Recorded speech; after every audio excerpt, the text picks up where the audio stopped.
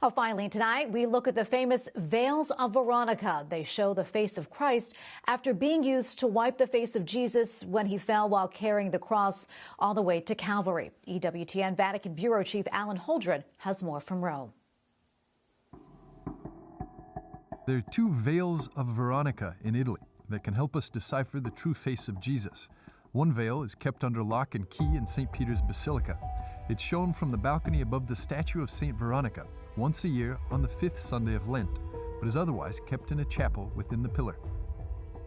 The face of Christ and the devotion to the face of Christ, which comes from the arrival of the Veronica's veil, which leaves the Veronica, the woman who wiped Christ's face on the road to Calvary, and the cloth that has Jesus' face imprinted on it, really begins to circulate in the 1100s. We begin to hear about it, we hear about it, and it's exhibited in St. Peter's as of basically the Middle Ages, so 1100s, 1200s. You begin to see it, this idea of an actual image of Jesus' face.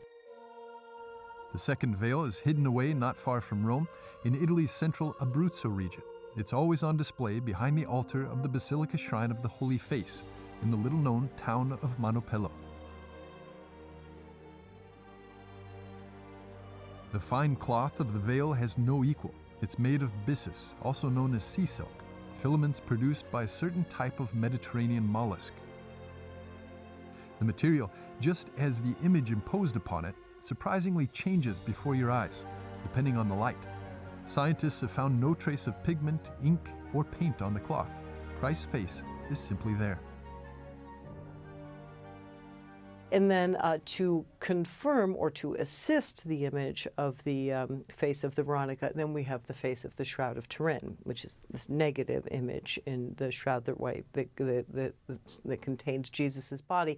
And that really goes on a pretty regular display in the 1400s. So we have an image that it turns out that the image that the Christians worked their way towards in the bulk of Christian art is very similar to the image of the man of the shroud and the image of the man of the veil. The similarity is uncanny.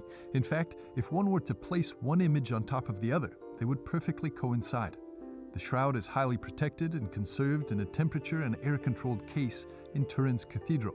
Because of its uniqueness and importance, the shroud is only displayed on rare occasions. Rome's Pontifical Regina Apostolorum University has a copy of the shroud on permanent display. Photo document where the grayscale is inverted so that the photo negative is the positive image. Secondly, the shroud contains three-dimensional information, and so we were able to reproduce a statue of this man, the cadaver as it laid in the tomb, based on information in a two-dimensional cloth. That is unlike any other document in the history of the world. There is no paint anywhere on the shroud. We were looking for that. In 1978, an elite team of scientists came to Italy to study the shroud to answer just this question. What formed the image on the shroud? They found out that there is no paint, no pigment, inorganic or organic, no varnish, no dye, and get this, no directionality, no brush strokes whatsoever. Whatever this is not human artwork. If science were to prove that the Shroud of Turin wasn't made by human hands and that the man depicted died in the 1st century in the Holy Land, the question of the first images would be resolved.